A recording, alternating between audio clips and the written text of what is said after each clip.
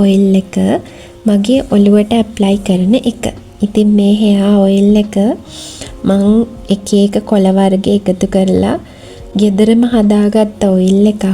ඉතින් මේක මගේ hair එකට මාරම හොඳයි. ඇත්තටම කොණ්ඩේ හැලෙන එක, ඒ වගේම හිස්සොරි ප්‍රශ්න ගොඩාක් දුරට මේ hair oil එක නිසා අඩු වෙලා ගියා. ඉතින් ඔයාලට පේනවා ඇතිනේ hair oil එකේ දැන් තියෙන්නේ අඩියම ටිකක්. ඉතින් පැය කීපයකට පස්සේ මම මේ hair oil එක ඇප්ලයි කරනවා. ඉතින් මේ oil එක මම ඩිරෙක්ට් මගේ ඔළුවට ඇප්ලයි කරගන්නේ නැහැ.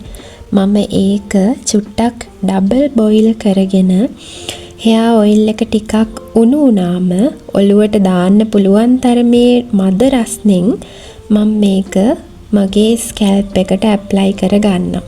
ඉතින් ඒක හොඳට ස්කැල්ප් එකට වදින විදිහට මුළු ඔළුව පුරාම හිමි හිමින් ඇඟිලි තුඩු වලින් ආලේප කරලා ඊටත් පස්සේ මම මගේ ඔළුවට හොඳ මසාජ් එකක් දෙනවා. ඉතින් මගේ